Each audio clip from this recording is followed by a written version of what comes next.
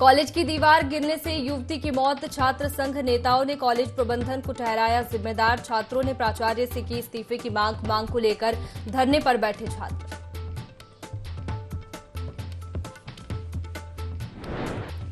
BJP के प्रदेश अध्यक्ष महेंद्र भट्ट ने यूएई दौरे से लौटे सीएम धामी से दिल्ली में की मुलाकात। 54,000 करोड़ से अधिक के एमओयू पर दी बधाई। नए दायित्वधारी और मंत्रिमंडल विस्तार को लेकर हुई बातचीत।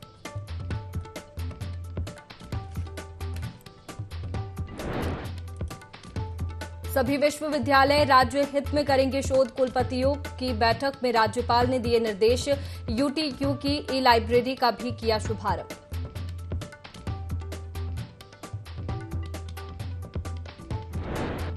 रुड़की में ऊर्जा विभाग की राजस्व वसूली टीम से हुई अभद्रता। आरोपियों पर कार्रवाई की मांग को लेकर अधिकारियों और कर्मचारियों ने दिया धरना। पुलिस ने की कार्यप्रणाली पर भी उठाए सवाल।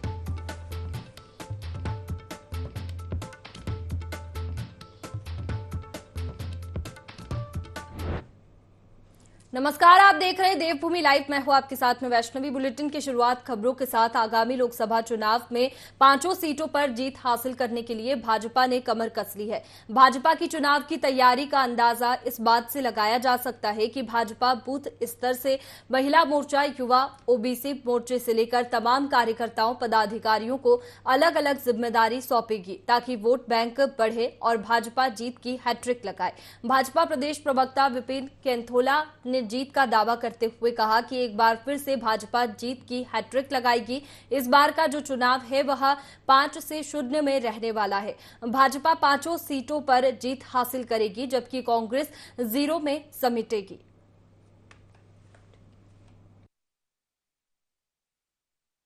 जनता पार्टी की रीढ़ की हड्डी संगठन है, कार्यकर्ता है। हम इस समय बूथ कमेटियां बना रहे हैं, पन्ना प्रमुख कमेटियां बना रहे हैं। पन्ना प्रमुखों के साथ किस प्रकार से हम बेहतर तालमेल बूथों में कर सकें, इस पर हमारे मंडल के तमाम कार्यकर्ता लगे हुए हैं, मंडल के पदाधिकारी लगे हुए हैं, मंडल का सत्यापन चल रहा है। तो मैं कह सकता हूं कि जो 5-0 का जो ट्रैक रिकॉर्ड है उत्तराखंड भारतीय जनता पार्टी का, पिछली बार जिस प्रकार से हम 5 सीटें जीते थे और 0 में कांग्रेस थी, इस बार हम हैट्रिक करने जा रहे हैं। और निश्चित रूप से उत्तराखंड की जनता जिस प्रकार से मिथक को तोड़ते हुए उत्तराखंड की जनता ने उत्तराखंड में भारतीय जनता पार्टी की सरकार को दोबारा स्थापित किया, मैं कह सकता हूं कि हम हैट्रिक बनाने जा रहे हैं। फिर से 5-0 होने जा रहा है। भारतीय जनता पार्टी 5 की 5 लोकसभा सीट 2024 में जीतने वाली।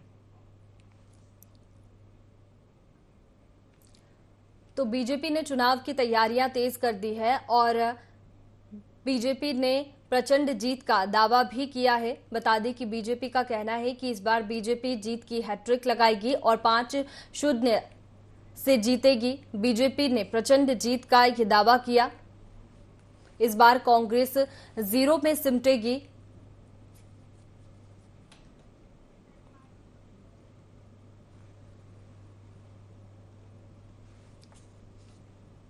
राजस्थान विधानसभा चुनाव के लिए उत्तराखंड से भिलवाड़ा की मांडलगढ़ विधानसभा सीट के पर्यवेक्षक बनाए गए नीरज त्यागी ने अपनी रिपोर्ट कांग्रेस के राजस्थान प्रभारी सुखविंदर सिंह रंधावा को सौंप दी है। नीरज त्यागी ने कार्यकर्ताओं से 1-to-1 चर्चा की और फीडबैक लिया। नीरज त्यागी ने कहा कि राजस्थान में कांग्रेस को मजबूती मिली है। राजस्थान में फिर से कांग्रेस की सरकार बनेगी। अच्छी विधानसभा है, कांग्रेस की विचारधारा के लोग वहाँ पर हैं और 2 बार पूर्व मुख्यमंत्री भी उस सीट से रह चुके हैं मांडलगढ़ से। और जिस प्रकार से 5 साल का कार्यकाल गहलोत सरकार का वहाँ रहा है, कांग्रेस का रहा है, तो उन योजनाओं से जो वहाँ योजनाएं गहलोत साहब द्वारा लागू की गई, आम जन को लाभ हुआ, तो वो चाहते हैं कि कांग्रेस वहाँ दोबारा सत्ता में आए और जो कार्य सरकार द्वारा बढ़ाए गए हैं उनको पूरा करें।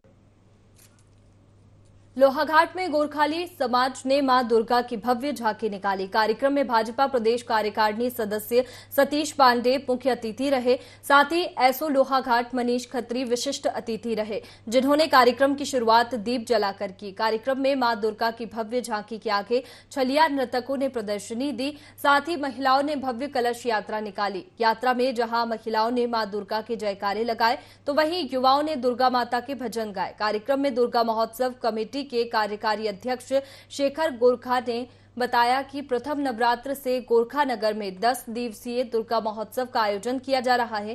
कार्यक्रम में बच्चों की विभिन्न प्रकार की खेलकूद प्रतियोगिताओं के साथ रात में रंगारंग सांस्कृतिक कार्यक्रमों का आयोजन किया जा रहा है।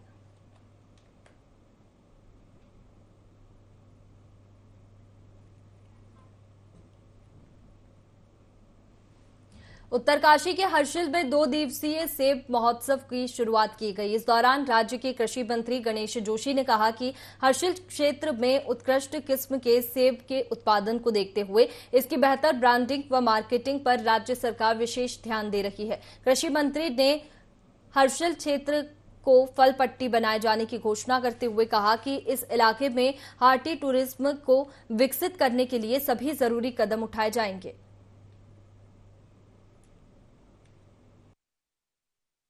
कार्यों प्रदर्शनी के लिए बड़ा आभार प्रकट करता हूं कि जैसे हमारे यहां पर एक की प्रजातियों के लिए अच्छा विकसित किया जा रहा है, उसी तरह जलवायु के आधार पर निचले स्तर पर भी जैसे हमारा टुंडा है, धोंतरी है, गाजना में और भटवाड़ी, ये हमारे बाड़गढ़ी क्षेत्र है, इन स्थानों पर भी प्राथमिकता की जैसी जलवायु के आधार पर फसलों का आगे विकसित हो सके। और एक सुझाव मेरे मंत्री जी को यह है, प्रशिक्षण में किसानों को भेजते हैं। अविकसित क्षेत्र है हमारे, जो विकसित नहीं हो पाए कृषि के क्षेत्र में, उनको भी प्राथमिकता दी जाए जिससे वो अपने क्षेत्र में कृषि कार्य को विकसित कर सके। विशेषकर इस प्रकार के अगर फेस्टिवल होते हैं तो इससे भी बेनिफिट होता है। और मैं चाहूँगा कि हर डिस्ट्रिक्ट में जो डिस्ट्रिक्ट एप्पल के लिए जो सूटेबल है, जैसे आपका चमोली है, बागेश्वर है और आपका उत्तरकाशी है विशेषकर, तो इस जनपदों में विशेषकर इसको अभियान के तौर पे लेना चाहिए सरकार को। तो मैं ये चाहूँगा कि सरकार विशेषकर अच्छी क्वालिटी का सेब और एक सिस्टम से कि किस हाइट पे कौन सा सेब होना है, किस हाइट पे कौन सा सेब होना है, इसका वर्गीकरण करके बाहर से जो है सेब की क्वालिटी मंगाए और यहाँ के किसानों को जो है दूसरी स्टेट में भेजे और प्रशिक्षण ले। और बार बार यहाँ इस प्रकार के छोटे छोटे वर्कशॉप भी हर जगह पे होना चाहिए ताकि लोगों को इसका बेनिफिट मिले। आज जो फेस्टिवल मनाया गया इसका उद्देश्य था ये सेब बाहुल्य जो क्षेत्र है इसकी पहचान राष्ट्रीय अंतर्राष्ट्रीय स्तर पर हो। तो हमारे जो यहाँ पर स्थानीय कार्मिक हैं, सहायक विकास अधिकारी उद्यान, जिनका नाम है विश्वास भंडारी, उन्होंने बहुत सारे प्रगतिशील किसानों के साथ साथ सभी प्रधानों को आमंत्रित किया था, जिसमें कोई सीमित लोग आए थे, बहुत कम लोग आए थे। और आज मुझे ये देखकर बड़ा हर्ष हो रहा है कि हमारी सरकार, चाहे हॉर्टिकल्चर का क्षेत्र हो, चाहे मिलेट्स का क्षेत्र हो, चाहे दिल्ली की सरकार हो, चाहे प्रदेश की सरकार हो, किसानों के उत्थान के लिए काम कर रही है। आज हमारा किसान स्वावलंबी हो रहा है। आज हिमाचल व कश्मीर के बाद 30वें स्थान पर हैं, लेकिन 2025 में जब हमारा राज्य 25 साल का होगा, हम हॉर्टिकल्चर के क्षेत्र में अपने उत्पाद को दुगना करेंगे। परिवहन सचिव अरविंद हांकी के परिवहन विभाग की ओर से मधुरा के नजदीक काफी बड़ी जमीन का अधिग्रहण किया, जिस पर परिवहन विभाग एक रोड सेफ्टी जोन बनाने जा रहा है। ये लगभग 18 से 20 करोड़ की लागत से बनने जा रहा है। पिथौरागढ़ में रोड सेफ्टी को देखते हुए ड्राइवर्स के लाइसेंस बनाते वक्त 100% एक्यूरेसी एग्जामिन करने के लिए एक ऑटोमेटेड रनिंग टेस्टेड ट्रैक बना रहे हैं, जिससे ड्राइविंग लाइसेंस बनाते समय जो टेस्ट लिया जाता है उसमें 100% एक्यूरेसी आ सके और गलतियां ना हो।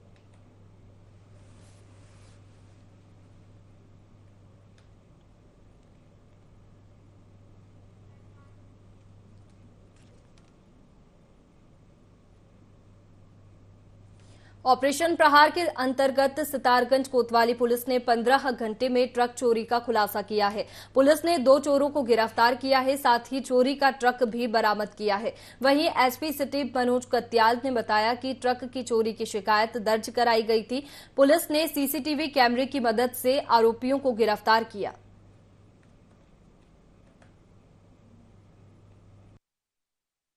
मामला प्रकाश में आया था, इस सिडकुल क्षेत्र की घटना थी। तो जैसे ही सूचना मिली तत्काल हमने सुसंगत धाराओं में अभियोग पंजीकृत किया और इसमें जो भी एक्यूज थे उनका रोल हम लोगों ने इसमें वेरीफाई किया। तो उसके बेस पे हम लोगों ने इनकी जो एक्यूज है उसकी अरेस्टिंग की और उसी समय उससे हमने ये ट्रक भी बरामद किया। और इस ट्रक से जो पहले हमने इसमें जब इन्वेस्टिगेशन जो अभी तक की है, उस इन्वेस्टिगेशन के बेस पे जो ये मेन मुख्य अभियुक्त इसमें जो मेहंदी हसन है, इसकी क्रिमिनल हिस्ट्री भी है और साथ में हम लोगों ने एक और एक्यूज को अरेस्ट किया, उसकी भी हम लोग एंटीसीडेंट्स चेक कर रहे हैं। हम लोग इलेक्ट्रॉनिक सर्वेलेंस और मैनुअल इंटेलिजेंस की सहायता से इसको वर्कआउट किया और चंद ही घंटों में ये गिरफ्तारी और बरामदगी हम लोगों ने की है। जहां एक और प्रशासन अवैध खनन को लेकर लगातार कार्रवाई में जुटा हुआ है, तो वहीं दूसरी ओर इसके बावजूद इसके खनन माफियाओं के हौसले बुलंद है। मंगलौर क्षेत्र में रात के अंधेरे का फायदा उठाकर खनन माफिया अपने अवैध कारोबार कर रहे हैं और राजस्व विभाग को लाखों रुपए का चूना लगा रहे हैं। हालांकि खनन माफियाओं के खिलाफ हरिद्वार एसएसपी परमेंद्र डोभाल ने मोर्चा खोल दिया है, लेकिन अवैध खनन अभी भी धड़ल्ले से जारी है। खनन है, हम लोग उस पर ही कार्रवाई कर रहे हैं और इसमें क्योंकि कुछ सरकार के द्वारा कुछ अभी डीएम कार्यालय के द्वारा कुछ पट्टे जो हैं वो स्वीकृत किए गए हैं, उसमें जो निर्धारित प्रक्रिया है उसका पालन किया जाएगा और जो अवैध रूप से खनन किया जा रहा है, खासकर रात के समय या अवैध रूप से जो भी खनन होगा उस पर हम पूर्णतः अंकुश लगाएंगे। आगामी त्योहार को लेकर धनौरी पुलिस चौकी पर शांति समिति की बैठक का आयोजन किया गया। इस मौके पर लोगों से आगामी त्योहारों में शांति बनाकर रखने की अपील की गई। इस दौरान सीईओ रुड़की पल्लवी त्यागी ने कहा कि अगर कोई माहौल को खराब करने की कोशिश करेगा तो उसके खिलाफ उचित कानूनी कार्रवाई की जाएगी। वहीं कलियर थाना प्रभारी रविंद्र शाह ने कहा कि त्योहारों को लेकर पुलिस प्रशासन काफी चौकन्ना है। हर छोटी बड़ी घटनाओं पर प्रशासन की पैनी नजर है।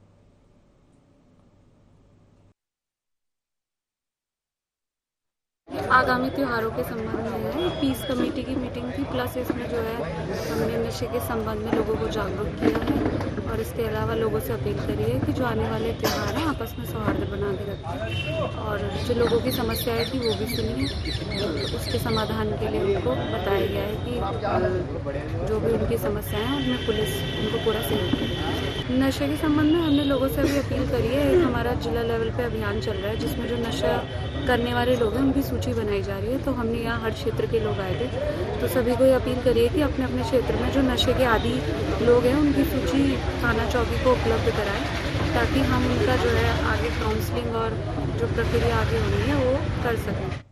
हरिद्वार जनपद में बाढ़ के कारण किसानों की तबाह हुई फसल को लेकर पूर्व सीएम हरीश रावत ने सरकार को घेरा है। पूर्व सीएम रावत ने सरकार पर आरोप लगाया है कि सरकार किसानों को प्रति बीघा नष्ट हुई फसल का जो मुआवजा 1100 रुपए दे रही है, ये राशि काफी कम है। इससे किसानों का अपमान हो रहा है। सरकार को प्रभावित किसानों को प्रति बीघा मुआवजा राशि 10,000 रुपए देना चाहिए। वहीं उन्होंने किसानों को फसलों पर बैंकिंग ब्याज और बिजली पानी का बिल माफ किए जाने की मांग उठाई है। को 1100 रुपया प्रति बीघा आपदा क्षतिपूर्ति देना किसानों का अपमान है। उसमें तो जो बीज फिर किसान की मेहनत है, किसान का खाद है, सब चीजें हैं, सब बर्बाद हुआ है। किसान की आशाएं बर्बाद हुई हैं। तो ये कम से कम 10,000 रुपया प्रति बीघा होना चाहिए था क्षतिपूर्ति जो है। हमने ये भी कहा है कि गन्ने का खरीद मूल्य भी आप 425 रुपये के पार करिए, उससे ज़्यादा बढ़ाइए और एक फसल चक्र का जो है जो ब्याज है किसानों के ऊपर बैंकों का उसको माफ़ करिए और जो है बिजली पानी का बिल माफ़। खबर देहरादून से है, जहां एसटीएफ ने फर्जी दस्तावेज बनाने वाले गिरोह का पर्दाफाश किया है। दरअसल कुछ दिनों पहले जम्मू कश्मीर पुलिस ने रामबन जिले में 34 किलोग्राम हेरोइन के साथ एक नार्को आतंकी मॉड्यूल का भंडाफोड़ किया था। पुलिस पूछताछ में सामने आया था कि बरामद की गई कोकीन सीमा पार से लाई जा रही थी। पकड़े गए तस्करों ने चेकिंग से बचने के लिए फर्जी कागजात और फर्जी नंबर प्लेटों का इस्तेमाल किया था। फर्जी दस्तावेज बनाने वाले गिरोह के तार उत्तराखंड से जुड़े थे। पुलिस ने 2 आरोपियों को उधम सिंह नगर से गिरफ्तार किया है। में रामबन डिस्ट्रिक्ट की पुलिस के द्वारा कुछ समय पूर्व एक बड़े नार्को टेरर मॉड्यूल को बस्ट किया गया था, जिसमें कि 35 केजी लगभग हेरोइन थी, जो कि इन्वेस्टिगेशन में आया था कि कहीं ना कहीं सीमा पार से वो लाई जा रही थी। तो इस संबंध में वहाँ पर एनडीपीएस और यूएपीए एक्ट के अंतर्गत केस रजिस्टर किया गया था और कुछ लोगों को वहाँ पर अरेस्ट किया गया था। और फिर कल शाम को जम्मू कश्मीर पुलिस के साथ एक जॉइंट ऑपरेशन करके जो ये पूरा नेटवर्क चल रहा था इसको बस्ट किया है। इसमें 2 लोगों को वहाँ से अरेस्ट किया गया है। ये लोग एक प्रिंटिंग प्रेस वहाँ पर संचालित कर रहे थे और उसकी आड़ में बड़े पैमाने पर ये फर्जी डॉक्यूमेंट्स बना रहे थे। व्हीकल का रजिस्ट्रेशन सर्टिफिकेट, कुछ मार्कशीट्स, पासपोर्ट्स इत्यादि बरामद हुए हैं। उनके जो भी इंस्ट्रूमेंट्स थे, जो भी कंप्यूटर सिस्टम थे, प्रिंटर इत्यादि को सीज कर लिया गया है। तो उस पर भी आगे हमारी उत्तराखंड एसटीएफ की टीम आगे कर रही है। लक्सर के पुरकाजी मार्ग पर स्थित एक टायर निर्माण संबंधित औद्योगिक संस्था से जुड़े कर्मचारियों ने इकट्ठा होकर प्रबंधन से बोनस स्कीम लागू करने की मांग उठाई। इस दौरान कर्मचारियों का भारतीय किसान यूनियन ने भी समर्थन किया। वहीं औद्योगिक संस्था के प्रबंधन अधिकारी धीरज शर्मा को इस दौरान कर्मचारियों ने बोनस स्कीम लागू किए जाने संबंधित एक मांग पत्र भी सौंपा, जहां प्रबंधन ने उनकी मांग पर जल्द विमर्श किए जाने का आश्वासन दिया है। हमारी जेके टायर से कुछ डिमांड थी जो बोनस को लेकर थी, वो मानने को प्रबंधन तैयार नहीं था। इसलिए हमने भारतीय किसान यूनियन के जो पदाधिकारी हैं उनका सहारा लिया और उनको बोला कि हमारी मदद करें इसमें, और इन्होंने यहाँ पर आकर हमारी मदद का आश्वासन दिया। हम इनका बहुत बहुत धन्यवाद करते हैं, भारतीय किसान यूनियन तोमर का मैं दिल की गहराइयों से धन्यवाद करता हूँ। बागेश्वर में खड़िया खनन का काम नए प्रशासनिक आदेशों के साथ 15 अक्टूबर से खोल दिया गया है। मीडिया से बातचीत में जिला अधिकारी बागेश्वर अनुराधा पाल का कहना है कि खनन प्रभावित क्षेत्रों में हो रही जन धन और सरकारी संपत्तियों की हानि की जिम्मेदारी खड़िया खनन मालिकों की होगी। वहीं वृक्षारोपण पर विशेष फोकस दिया जा रहा है। बरसात से पहले खनन मालिकों को खनन प्रभावित क्षेत्र में पौधारोपण करने के आदेश दिए थे। क्षेत्र अभी शुरू हो गया है। 15 तारीख से अप्लाई करने के लिए था कि हमारे खान को खोल दिया जाए। जो पिलर बंदी की जानी थी वो पिलर बंदी उन्होंने की है या नहीं की है। इसके अलावा भी जो वहाँ पर सरकारी एसेट्स हैं, चाहे वो रोड हो, चाहे वो ग्रामीण रास्ते हो, चाहे गूल हो, चाहे पाइपलाइंस हो, जो प्राय सुनने में आता है कि खनन गतिविधि करते वक्त वो ध्वस्त हो जाती है। खान मालिकों का ये कर्तव्य होगा कि उनको एज इट इज़ कंडीशन में रखा जाए। अगर कहीं खान करते हुए ध्वस्त भी होती है तो उसको सही कराने की जिम्मेदारी खनन मालिकों की होगी। तो इसलिए खान शुरू करने से पहले हम ये एक चेक जरूर करा लेंगे कि उसकी स्थिति कैसी है। तो ये निर्देश मेरे द्वारा दिए गए हैं, तभी इसी कंडीशन पर ही उनको स्वीकृति मिलेगी। वो जब आवेदन करेंगे हम एक जांच करा के एक रिपोर्ट लिख के तब उनको। उधम सिंह नगर जिले की पुलभट्टा थाना पुलिस ने फरार मदरसा संचालक को गिरफ्तार किया है। जानकारी के मुताबिक पुलभट्टा पुलिस को अवैध मदरसा संचालित होने की सूचना मिली थी। सूचना के आधार पर पुलिस ने कार्रवाई की थी और मदरसा संचालिका को गिरफ्तार किया था, जबकि मुख्य संचालक इरशाद अहमद फरार हो गया था। एसपी मंजूनाथ टीसी ने मामले का खुलासा करते हुए बताया कि पकड़े गए आरोपी इरशाद के बैंक खाता, पैसे के लेन देन तथा अवैध संपत्ति की भी जांच की जा रही है। सिरोली कला में एक 4 बीघा जगह पड़ता है, वहां पर संपूर्ण रूप से अवैध मदरसा का संचालन हो रहा था। ये जानकारी जैसे में आ गई, हमारे संयुक्त टीम जिसमें नॉट ओनली पुलिस के अलावा AHTU, हमारा जनपद की AHTU टीम और आपका DPO प्रोग्राम अधिकारी, अल्पसंख्यक विभाग और CWC सभी ने जाके निरीक्षण करा। हैरतन चीजें पाए गए हैं। 4 साल से लेकर 16 साल की उम्र की बच्चियों को रखा गया है एक बिल्डिंग में, आवासीय परिसर में। विभिन्न प्रकार की घरेलू काम हिंसा किया जा रहा था, उनके ऊपर नौकरियां करा जा रहा था। तत्काल मेरे द्वारा निर्देश दिया गया था कि पूरी टीम के जॉइंट फर्द के आधार पर मानव तस्करी से सहित विभिन्न धाराओं के मुकदमा ऑलरेडी पंजीकृत किया गया था। मौके पे ही उसकी जो वाइफ जो मिली थी उसको अरेस्ट कर लिया गया था। आज पुनः 3 दिन बाद बेहतरीन काम करते हुए जो फरार अभियुक्ता जो मेन अक्यूज्ड है, इरशाद है, मूल रूप से इरशाद जो मूल रूप से पीलीभीत का रहने वाला है, उसको पुलिस ने गिरफ्तार कर लिया है। प्रदेश में निवेश को बढ़ावा देने के उद्देश्य से उत्तराखंड के मुख्यमंत्री पुष्कर सिंह धामी दुबई में हैं। इस दौरान मुख्यमंत्री ने दुबई में करोड़ों के निवेश को लेकर करार किया है। ये करार पर्यटन, शिक्षा, इंफ्रास्ट्रक्चर, रियल एस्टेट और से जुड़े समूह के साथ किया गया। लेकिन कांग्रेस पार्टी ने धामी सरकार के दुबई दौरे पर सवाल उठाए हैं। कांग्रेस का कहना है कि यदि उत्तराखंड को नीलाम किए बिना मुख्यमंत्री प्रदेश में इन्वेस्टमेंट ले आते हैं तो निश्चित तौर पर मुख्यमंत्री का स्वागत होना चाहिए। कांग्रेस पार्टी के वरिष्ठ उपाध्यक्ष सूर्यकांत धस्माना का कहना है कि पूर्व की त्रिवेंद्र सरकार के समय पीएम मोदी भी इन्वेस्टर समिट के लिए आए थे। उस समय राज्य सरकार ने 2 लाख करोड़ के MOU साइन होने के बड़े बड़े दावे किए थे। उन्होंने कहा था कि निवेश आने से राज्य में पलायन रुकेगा, लेकिन ऐसा कुछ नहीं हुआ।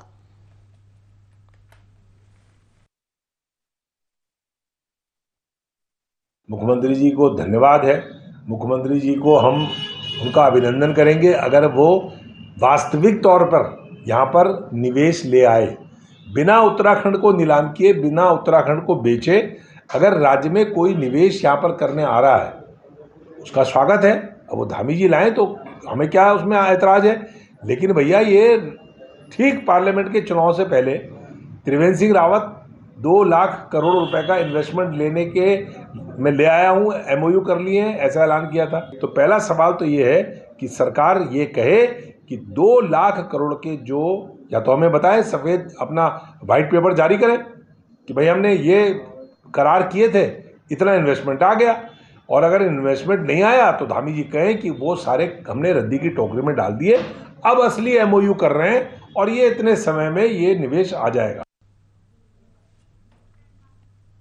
उत्तराखंड में भूमाफियाओं के हौसले काफी बुलंद है। प्रशासन की चेतावनी के बाद भी भूमाफिया अपने मंसूबों में कामयाब हो रहे हैं। भूमाफिया पर संज्ञान लेते हुए हरिद्वार रुड़की विकास प्राधिकरण ने विशेष तैयारी की है। हरिद्वार रुड़की विकास प्राधिकरण के उपाध्यक्ष IAS अंशुल सिंह के मुताबिक विभागीय स्तर पर खासी रफ्तार से अवैध गतिविधियों के खिलाफ निरंतर कार्रवाई की जा रही है और नक्शों अथवा मानचित्रों पर तुलनात्मक कार्रवाई भी सुनिश्चित की जा रही है। उन्होंने बताया कि शीघ्र समस्त संबंधित विभागों के साथ एक संयुक्त बैठक की जाएगी। लेवल्स पे हम लोग कार्रवाई कर रहे हैं। एक सबसे बड़ी कार्रवाई तो रहती है जो अवैध प्लॉटिंग होती है उसको रोकने की।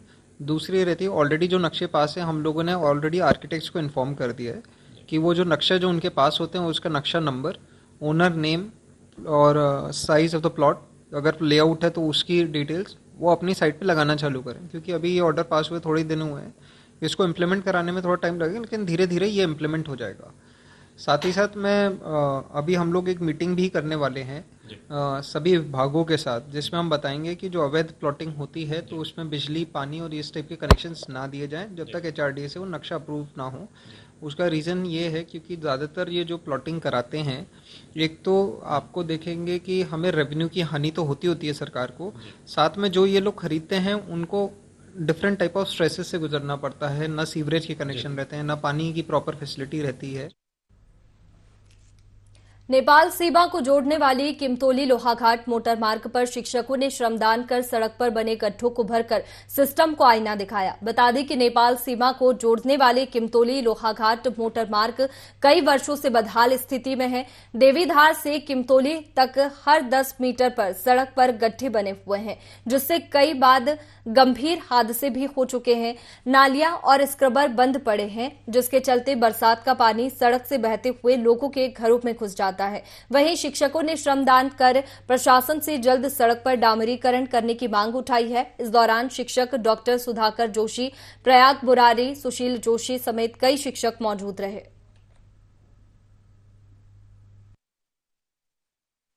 किमतोली लोहाघाट मोटर मार्ग की बात कर रहे हैं। ये रोड काफ़ी लंबे समय से क्षतिग्रस्त है। जनप्रतिनिधि भी गुजरते हैं, स्थानीय जनता भी देख रही है और विभाग के अधिकारी भी इस रोड से जाते हैं, लेकिन संज्ञान लेने वाला कोई नहीं है। इतनी खराब रोड हो चुकी है। इस रोड का अब अगर इसी तरीके से अगर कायाकल्प नहीं होती है तो कभी भी कोई बड़ी दुर्घटना हो सकती है। और इस तरीके से अगर हम नहीं चाहते रोड को देखकर हमारे समझ में कुछ काम करने का आगे का मन नहीं हुआ तो शायद हो सकता है एक बड़ी दुर्घटना इसके कारण हो सकती है। विभाग से जनप्रतिनिधियों से निवेदन है कि इस रोड का तुरंत संज्ञान लें, क्योंकि रोड के दोनों तरफ बहुत बड़े नालियां बनी हुई हैं और कोई भी बड़ी दुर्घटना हो सकती है। किसान संघर्ष समिति ने हरिद्वार प्रेस क्लब में प्रेस वार्ता कर केंद्र एवं प्रदेश सरकार से मांग की है कि वह किसानों के द्वारा 1960 में BHEL के कारखाने के निर्माण के लिए दी गई 9 गांव की 8000 एकड़ जमीन में से खाली पड़ी 5000 एकड़ जमीन को किसी अन्य को नहीं दे, बल्कि ये जमीन जिन किसानों से जमीन अधिग्रहण की गई है उन्हें ही वापस लौटाई जाए। किसान संघर्ष समिति के अध्यक्ष बलवंत चौहान ने बताया कि किसान संघर्ष समिति अपनी खाली पड़ी 1500 एकड़ जमीन की भूमि की वापसी की मांग कर रही है। उन्होंने कहा कि अगर किसानों की जमीन उन्हें वापस नहीं दी गई तो किसान संघर्ष समिति आंदोलन करने को विवश होगी।